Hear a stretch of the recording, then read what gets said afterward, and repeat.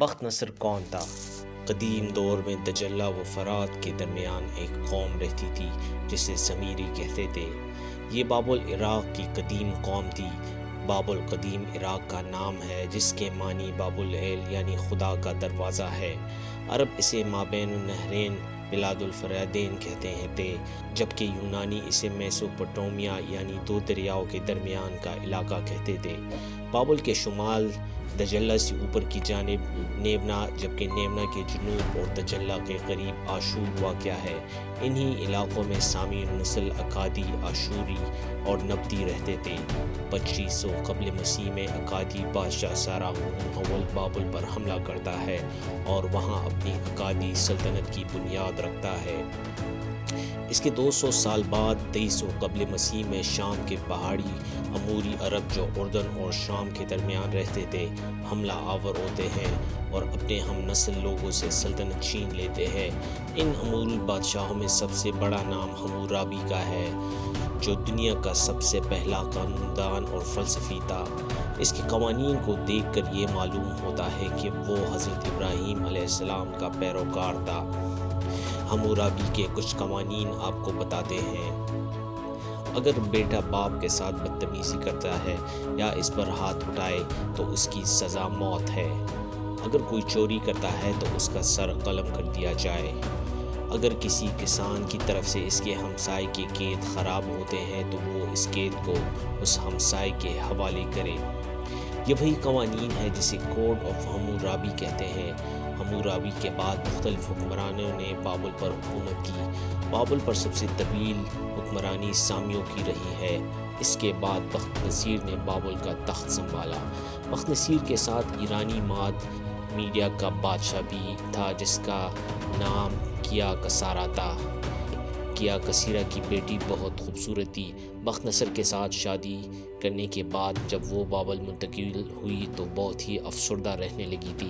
ایک دن بخت نصر اس سے افسردہ رہنے کی وجہ پوچھتا ہے تو امینہ نے جواب دیا، جہاں میں رہتی تھی وہاں سرسبز پہاڑ، آبشارے، درخت وغیرہ تھے۔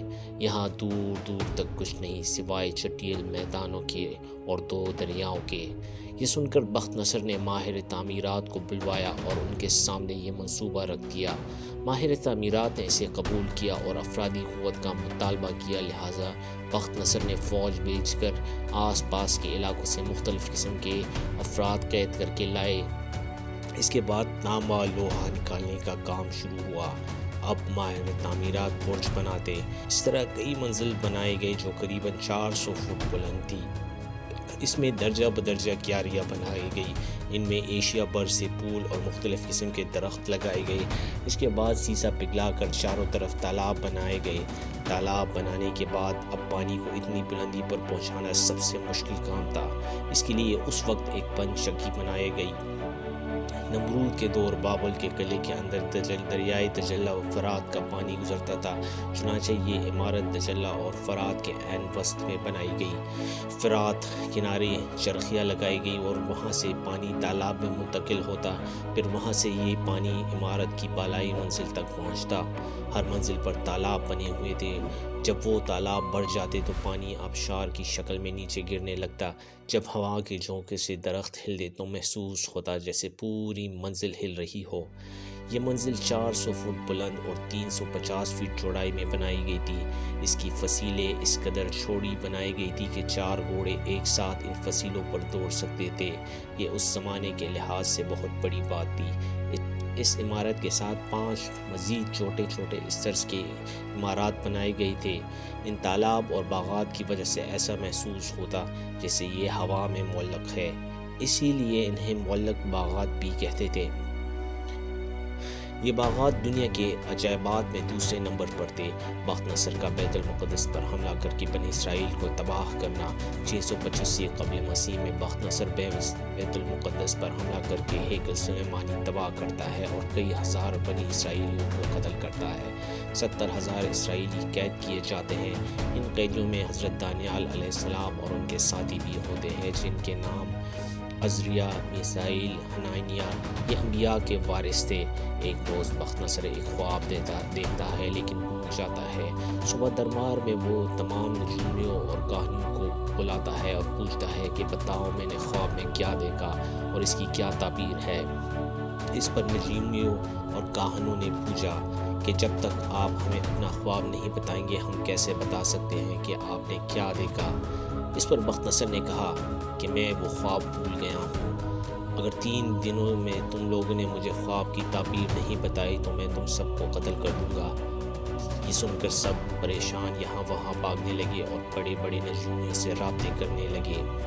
ایک نجومی روتا ہوا قید خانے کے قریب سے گزر رہا تھا کہ کسی نے آواز لگائی، میں جانتا ہوں کہ تمہارے بادشاہ نے خواب میں کیا دیکھا۔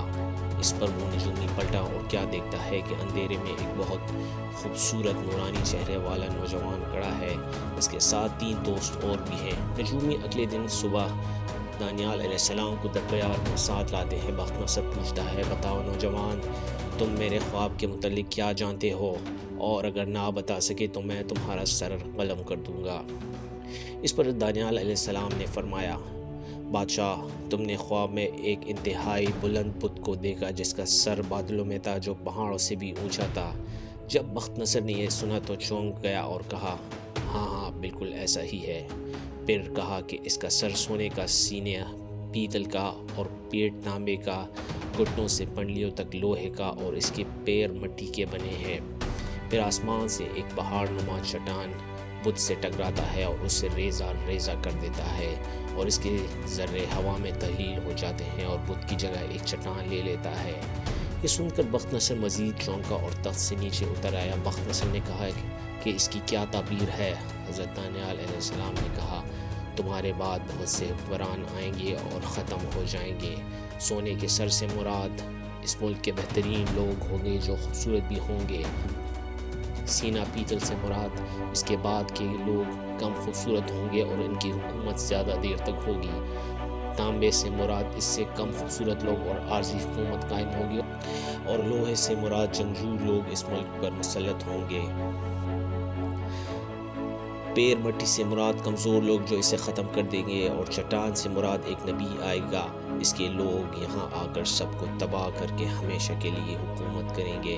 اس کے بعد بخت نصر دانیال علیہ السلام کو اپنا مقرب خاص بنا دیتا ہے۔ 562 قبل مسیح میں بخت نصر مر جاتا ہے تو اس کا بیٹا اس قابل نہیں رہتا کہ حکومت سنبھال سکے۔ 540 قبل مسیح میں سائرس اعظم بابل کا بادشاہ بنتا ہے اور یہاں اکادی کلدانی اشوری سلطنت کا اختتام ہوتا ہے اور میڈیا کے حکمرانوں کا اقتدار شروع ہوتا ہے جو آریہ ایرانی نسل کے لوگ تھے جنہیں بخامنشی بھی کہتے تھے۔ خورس اعظم دانیال علیہ السلام کو بطور مشیر اپنے پاس رکھ کر بنی اسرائیل کو دوبارہ فلسطین میں بساتے ہیں، ہیکل سلیمانی کی تعمیر نو کرتے ہیں۔ دانیال علیہ السلام بابل کے خط میخی کا ترجمہ کرتے ہیں جو سامی اور سبیری زبانوں میں ہے۔